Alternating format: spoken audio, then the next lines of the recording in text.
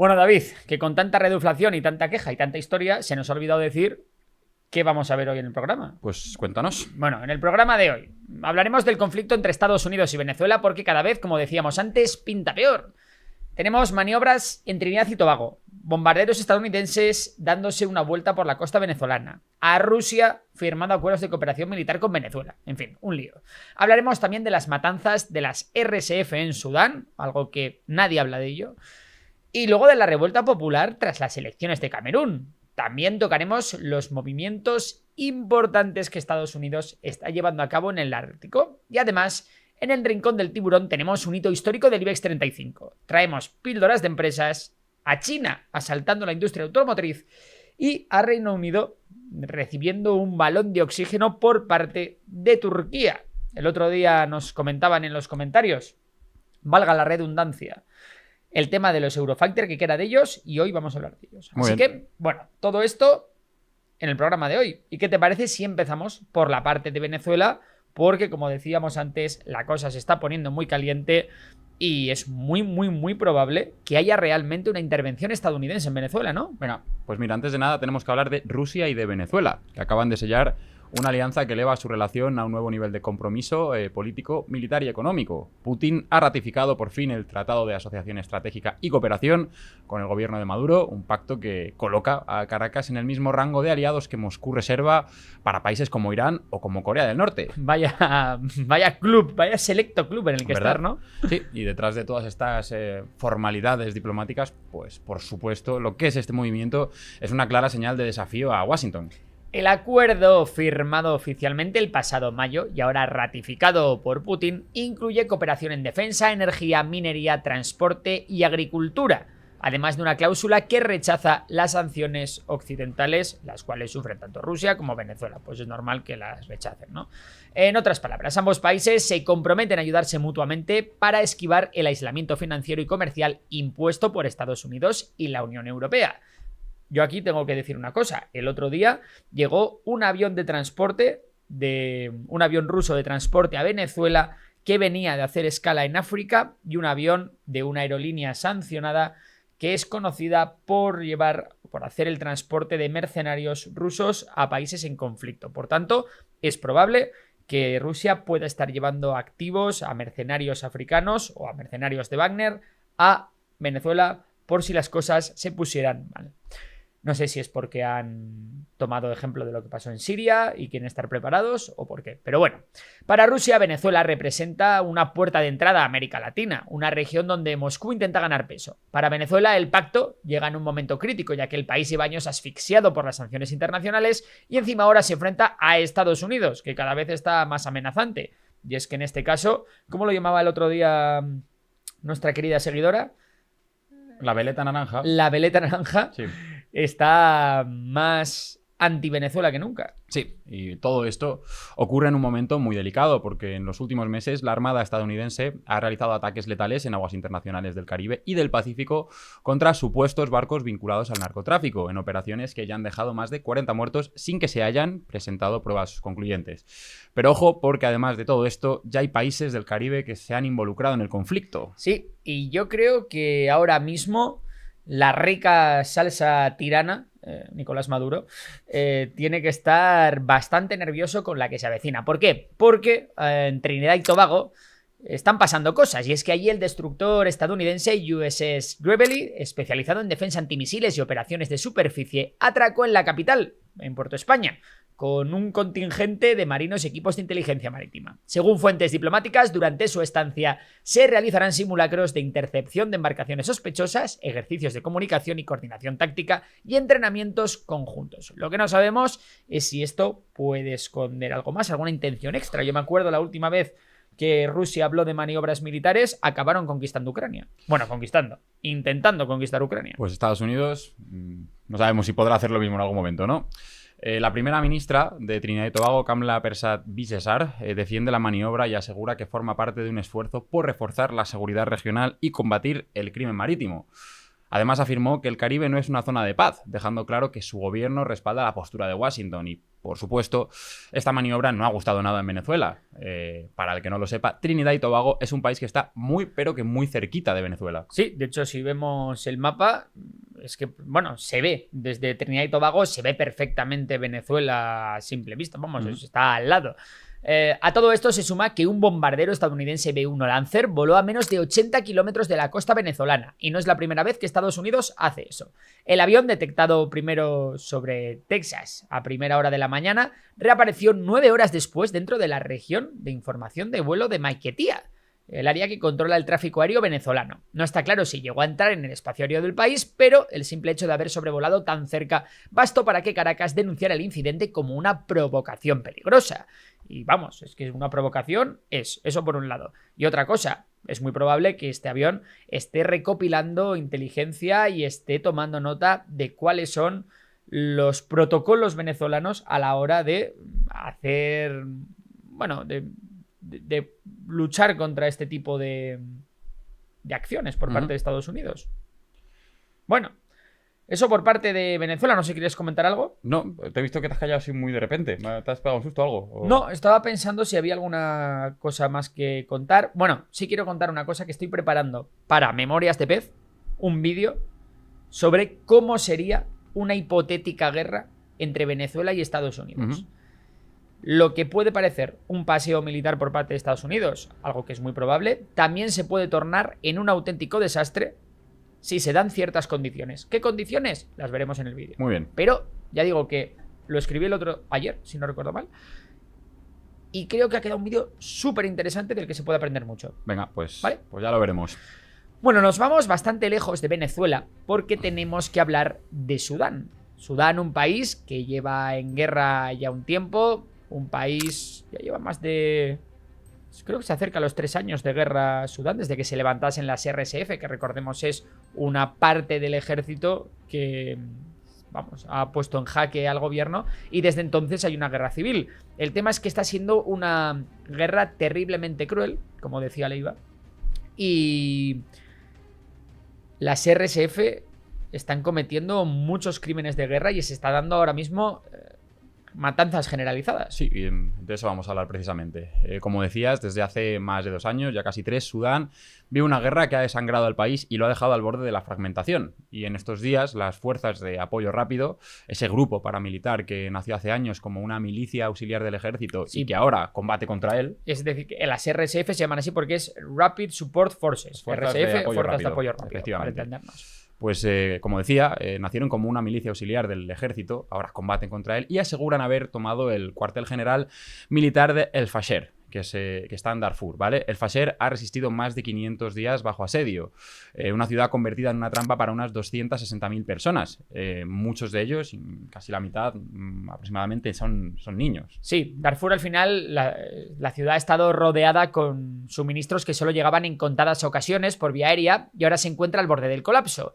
Desde abril, cuando el ejército retomó brevemente el control de Jartum, la capital del país, los rebeldes intensificaron su ofensiva en Darfur, su territorio de origen y su feudo más sólido. El avance de las RSF ha sido acompañado de atrocidades contra la población civil. Y bueno, es que ahora si entras en Twitter puedes ver un montón de vídeos de matanzas indiscriminadas contra civiles, muchos civiles que escapan, se les ve escapar por el desierto y como estos hacen un poco tiro al plato. Bueno, médicos y observadores internacionales denuncian ejecuciones por motivos étnicos, secuestros, violaciones y ataques deliberados a hospitales, mezquitas y refugios. Una auténtica barbaridad. Por cierto, para el que no lo sepa, el gobierno de Sudán, que tampoco es que sean unos angelitos, está más apoyado por Occidente y las RSF encuentran más el apoyo ruso, por lo general.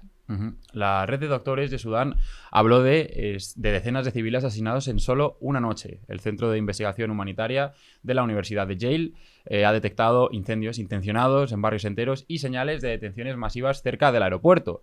Esto ya desde el domingo, las comunicaciones con la ciudad están cortadas y nadie sabe con certeza lo que ocurre. Los informes locales hablan de muertes por malnutrición todas las semanas desde el inicio del conflicto. Claro, porque a la violencia hay que sumarle la crisis humanitaria que hay en Sudán y cómo, al igual que ocurre en Gaza, con la ayuda humanitaria también se hace negocio. En según las manos en las que caiga, ¿no? esta ayuda.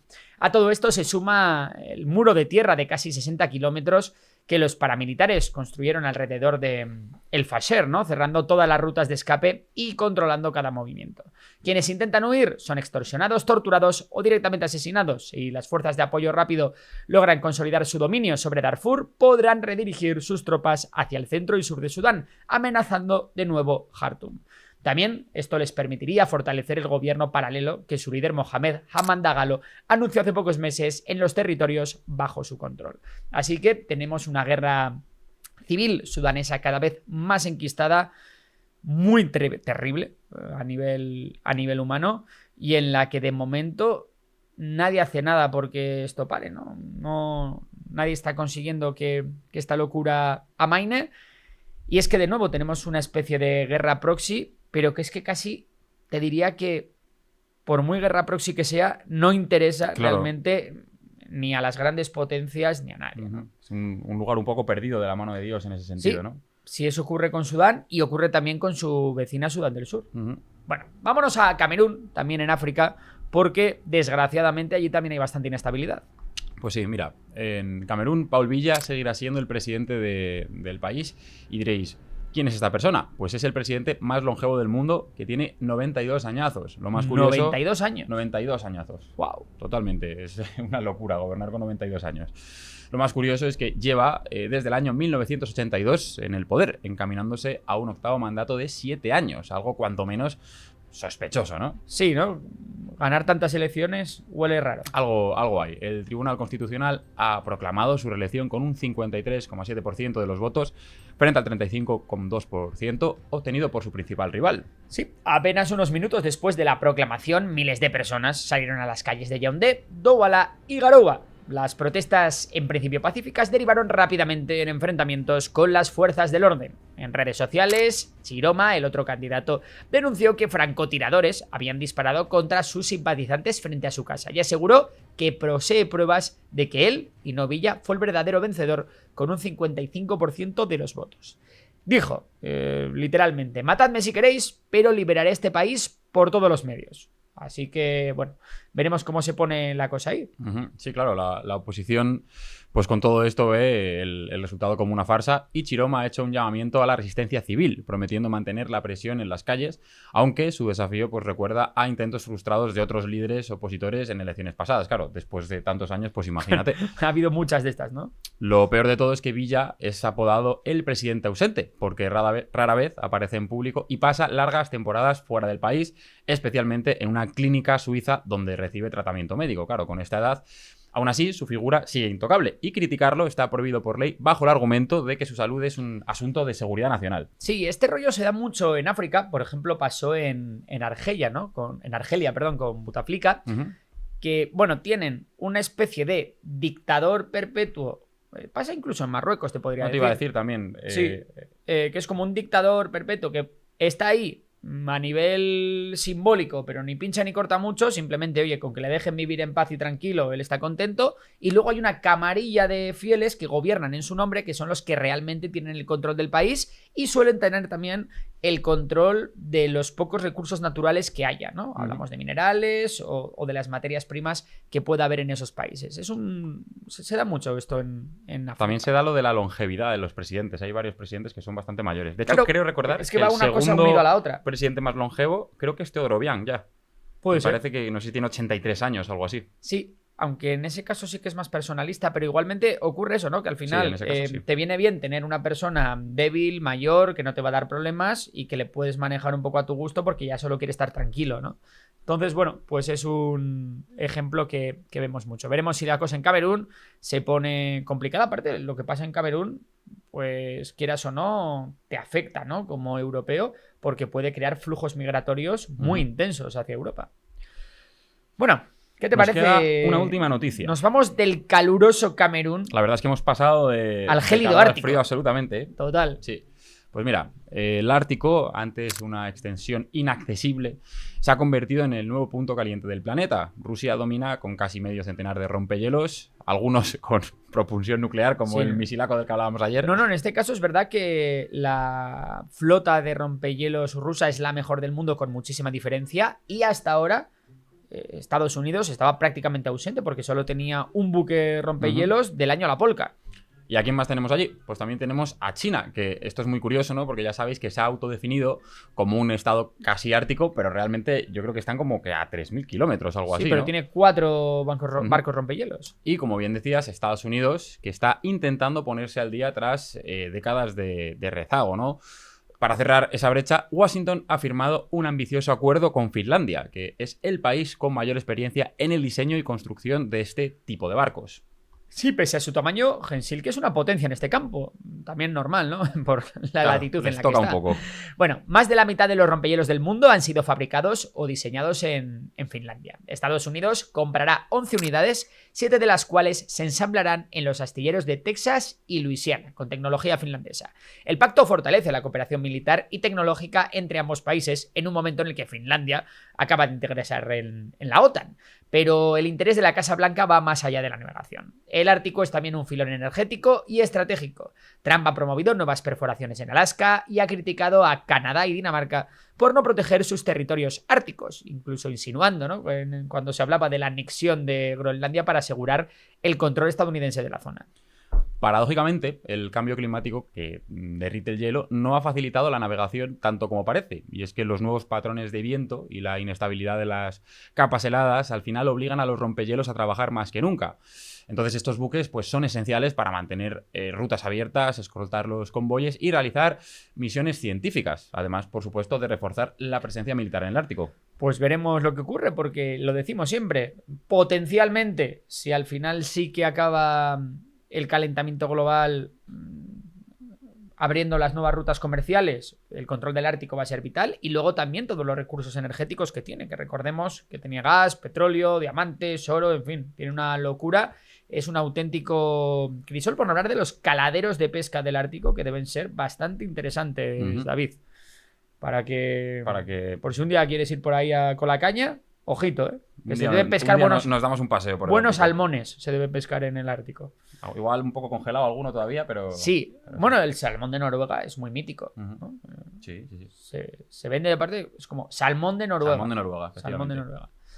Bueno, pues hasta aquí las noticias de geopolítica. Vamos ya con las de economía, porque esta vez el rincón del tiburón viene muy, muy cargadito. Así que vamos al lío.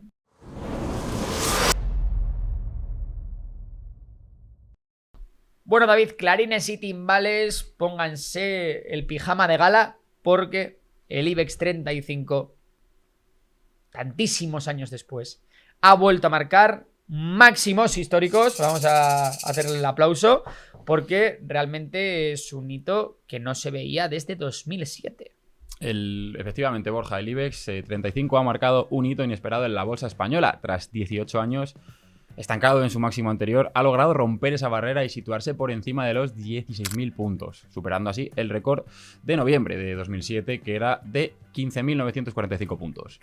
El contexto es bastante revelador. La recuperación había sido mucho más lenta en España que en otros mercados europeos, donde índices como el DAX alemán o el FTSE británico ya habían superado sus niveles precrisis hace tiempo. En cambio, el IBEX ha necesitado casi 2 décadas para volver al pico que marcó justo antes del desplome global de la crisis de 2008. Y la pregunta ahora mismo es inevitable, ¿no? ¿Por qué, no? ¿Por qué? ¿Por qué ha ocurrido esto? Bueno, principalmente el fuerte impulso de los bancos españoles, que este año han tenido unas subidas potentísimas, pues ha sido clave. Por ejemplo, el Banco Santander ha llegado a subir más de un 90% este año. Y otros bancos del índice, BBVA, la Caixa, bueno, CaixaBank, hay unos cuantos ahí, tienen alzas entre el 67 y el 82%. Esta recuperación del sector financiero del país, sumada a un entorno macro más favorable, pues ha sido el motor esencial del selectivo español. Recordemos que el IBEX 35... Bueno, luego lo cuento esto. Espera. Vale. Sí, seguimos. Sí, te iba a decir que desde la perspectiva de un inversor, este nuevo máximo histórico tiene varias lecturas. Una es que el mercado español ha dejado atrás una parte del trauma de la crisis inmobiliaria y financiera, y la segunda es que quizás se abre una nueva fase donde España pues ya no es solo un rezagado, sino que también puede competir en la liga de los rebrotes bursátiles. Perdón. El rebrote bursátil. El rebrote bursátil. Me parece un trabalenguas, no sé Me por qué gusta no... la liga de los rebrotes bursátiles. Otro factor es que este tipo de rendimientos tan concentrados en bancos puede indicar tanto una oportunidad como un riesgo de sectorización excesiva. Claro, porque mientras los bancos vayan bien, muy bien, pero como los bancos vayan mal, pesan tanto dentro del índice que puede ser un gran problema para el IBEX y meternos en otra fase bajista que nos lleve a años y años de recuperación, ¿no? Bueno, el IBEX 35, es lo que quería decir antes, agrupa las 35 compañías con más volumen de la bolsa española. No son las más grandes, bueno, casi todas coinciden que las más grandes tienen más volumen, pero realmente en el IBEX 35 se entra por volumen y no por tamaño, ¿vale? ¿Con tamaño te refieres a número de...? O sea, tamaño es capitalización bursátil, es decir, lo que vale esa empresa, y volumen es la cantidad de dinero que se negocia en un día de acciones de esa empresa. Vale, la cantidad de valor que se compra y se vende de esa empresa. Vale, importante esta aclaración. Vale.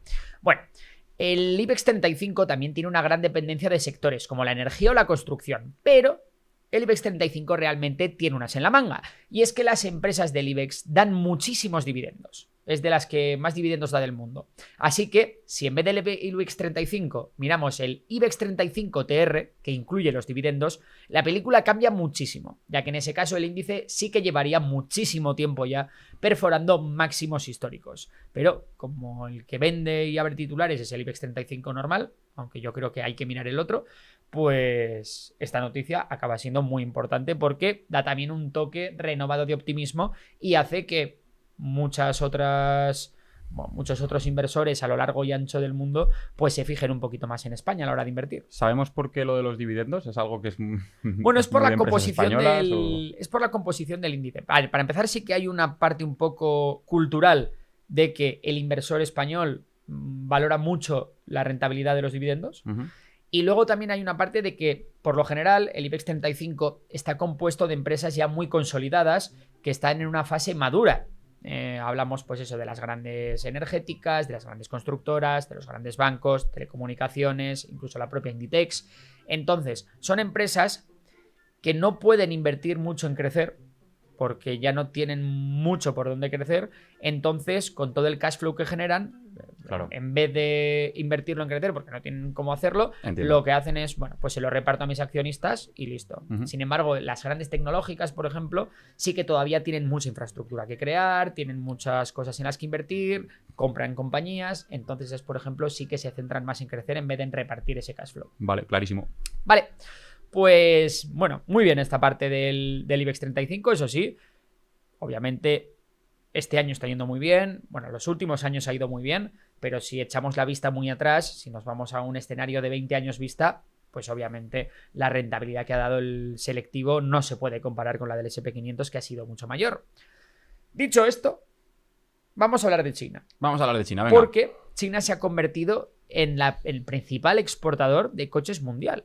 Así es, se ha convertido en el principal exportador, superando a potencias de este sector como Japón o Alemania. Todo comenzó con una estrategia muy clara, que es que el Estado chino decidió que el coche eléctrico sería su campo de batalla industrial de este siglo. El otro día hablábamos de los planes quinquenales. Pues bueno, esta es un claro ejemplo de cómo China se propone objetivos muy concretos y va por ellos a muerte. Así es, y mientras Occidente sigue atado al motor de combustión, Pekín subsidia con fuerza a los fabricantes locales, financia la cadena de suministro de baterías desde la mina hasta el coche terminado y también atrae a gigantes extranjeros a fabricar dentro del país, bajo reglas que obligan a transferir conocimiento. Ese cóctel ha dado lugar a una generación de marcas, como por ejemplo BYD, SAIC, Chery, Geely o Great Wall, que han pasado de ensamblar para otros a dominar el proceso completo. El otro factor decisivo en este auge, ¿no?, de la automoción china es, bueno, la revolución de las baterías. China no solo se convirtió en el mayor productor mundial de baterías, con CATL y BYD como máximos exponentes, sino que también controla buena parte del refinado de litio, níquel y cobalto, ¿vale? Esto le permite fabricar coches eléctricos mucho más baratos, tener una menor dependencia de proveedores extranjeros y una escala de producción que aplasta a cualquier competidor, porque claro, ya sabemos que cuanto más grande eres, más barato te sale producir cada unidad. Y justo cuando su industria alcanzó la madurez, el mundo le abrió las puertas a China. La guerra en Ucrania disparó el coste energético en Europa, los consumidores se volcaron hacia el vehículo eléctrico y las marcas europeas, atrapadas entre la regulación verde y los márgenes estrechos, se quedaron cortas de oferta. Así, China llenó ese hueco con coches muy competitivos y sorprendentemente buenos en relación calidad-precio. Claro, así en 2023 ya había superado a Japón en exportaciones totales. Y bueno, al final lo que dice David, pues es que son tres pilares muy básicos. Vehículos eléctricos, mercados emergentes, porque muchas de estas ventas que hace China las hace a países como Brasil, Indonesia, ese tipo de países. Y bueno, y luego las alianzas globales con marcas europeas. Por ejemplo, Smart, el mítico Smart de los coches pequeños. Bueno, pues ahora ya no hace solo coches pequeños, hace coches bastante grandes también. Y Smart, que es una mítica marca europea que era propiedad de Mercedes, ha sido adquirida por una marca china, ¿no? Lo mismo pasa con otras como MG, un clásico, o Volvo, ¿vale? Hoy China exporta más de 5 millones de vehículos al año con una presencia cada vez más grande, incluso en Europa. De hecho, lo comentábamos aquí, que cada vez se ven más BYDs Totalmente. en Madrid. Es una locura. Muchísimos taxis. Muchísimos taxis y VTCs también, ¿no? Y tipo Uber, Cabify y Bolt. Bueno, pues ahí queda eso. Veremos cómo sigue China con este auge de los coches y luego también de los fabricantes chinos, cuánto sobreviven. Porque el problema que tiene China con estos subsidios es que ha creado grandes conglomerados, pero que muchos de ellos todavía no son rentables. Entonces, de esos conglomerados que se dedican a la automoción, muchos van a morir y seguramente natural. Se queden los mejores. ¿Quiénes son los mejores? Bueno, unos BYD seguro y luego el resto pues está un poco por ver. Ya lo descubriremos. Vale. Bueno, tenemos unas píldoras también. Dos pildoritas que tenemos que hablar. Tenemos que hablar de Alphabet. Ya sabes que aquí nos encanta esa empresa. Como siempre digo, es mi principal posición. Pero es que ha sacado una noticia que me llama muchísimo la atención porque vemos qué escala están pillando estos grandes hiperescaladores que se llaman ahora a los grandes tecnológicas que desarrollan infraestructura de IA. Pues mira, Google y NextEra Energy van a reabrir una planta nuclear en Iowa, lo cual marca un punto de inflexión en la carrera energética de la era de la IA. La planta, que llevaba años parada, será modernizada y reactivada bajo una alianza en la que NextEra aporta la experiencia operativa y Google va a garantizar la demanda constante. Esto permite a ambas empresas cerrar el círculo de la autosuficiencia energética. La tecnología asegura un flujo estable para su infraestructura de inteligencia artificial y la eléctrica se beneficia de contratos de largo plazo con precios fijos y con una rentabilidad asegurada. De locos que empresas tecnológicas estén reabriendo centrales nucleares para su propio uso, que no para vender la energía a otros. Bueno, otra cosa que os queríamos contar es que PayPal, que por cierto presenta resultados para cuando salga este vídeo, ya los habrá presentado, pero ahora mismo todavía no los conocemos, pero ha anunciado una cosa súper importante. Bueno, hace unos días había anunciado una colaboración estratégica con Google, ¿no? Que implicaría la integración de las tecnologías de IA de Google para mejorar los servicios de PayPal. Y a la vez PayPal aportaría su capacidad de procesamiento de pago para la propia IA de Google. Es decir, tú en Gemini vas a poder buscar productos y los vas a poder comprar con PayPal, ¿vale? A través de PayPal. Bueno, pues esto mismo es lo que ha anunciado también ahora OpenAI, ¿vale? Que ha dicho que PayPal se va a convertir el año que viene en la primera pasarela de pago de ChatGPT, ¿vale? Esto puede desbloquear un mercado inmenso. ¿Por qué? Porque ahora cualquier búsqueda que hasta ahora hacemos, por ejemplo, en el buscador de Google, le vamos a poder hacer en ChatGPT, nos va a poder ayudar con la compra, le vamos a poder interrogar sobre todo lo que queramos y al final te va a poner un botoncito, oye, comprar, ¿quieres pagar ya? Sí, ¿te la mandamos a la dirección de siempre? Sí, pues para adentro. Va a estar muy interesante. La verdad es que han estado bastante rápidos. Sí. Y muy bien PayPal ahí posicionándose. Subía ahora creo que era un 13% en el mercado antes de que abra y antes de que presente los resultados. Bueno, y vamos ahora con la última noticia, que el otro día nos decían, oye, ¿qué pasa con los Eurofighter? Que no se oye hablar de ellos, que es un...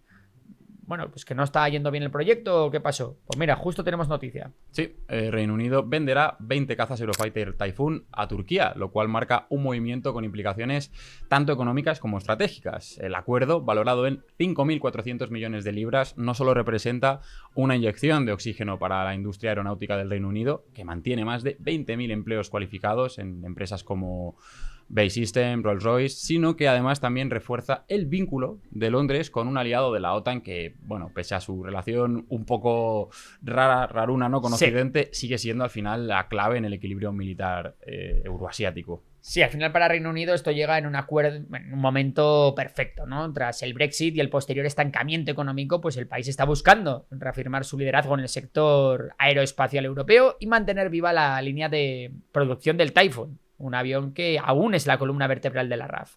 Además, el negocio refuerza la soberanía tecnológica británica, ya que asegura un poco la continuidad industrial para desarrollar, ¿no?, el futuro caza de sexta generación dentro del proyecto GCAP, que por cierto, el GCAP, creo que es Global Combat Air Program, lo hace junto con Italia y Japón, que es una curiosa unión esta. Bueno, desde el punto de vista geopolítico, pues la jugada también tiene su punto, ¿no? Porque Turquía, miembro incómodo, pero imprescindible de la OTAN, llevaba años presionando para modernizar su fuerza aérea tras ser apartada del programa F-35 por aquella compra tan polémica de sistemas antiaéreos a Rusia S-400, ¿no?, que temían, ¿no?, que pudiese aquello dar una ventaja a Rusia en última instancia. Al comprar los Typhoon, pues al final Ankara considera que, bueno, que ha conseguido un avión de altas prestaciones y que está fabricado por sus aliados o teóricamente aliados europeos sin depender de Washington. Y bueno, para Londres pues esto bien porque al final gana este contrato que no está nada mal. Pues bueno, ya hemos hecho ya las noticias, David. Sí, hemos ido como muy rápido hoy, ¿no? Bien. Yo creo que hoy por primera vez vamos a poder estar en los rangos de tiempo que queremos. Ahora estoy convencido también de que nos vamos a acabar liando en algún momento. Pues solo tenemos 2 preguntas en el anzuelo, así que bueno, no sé pues cómo lo vamos a hacer. Vamos a ver. La gente de Memorias de Pet, si quiere seguir con el programa, a la que vaya a la Memorias. Memorias. Y el resto, pues seguimos.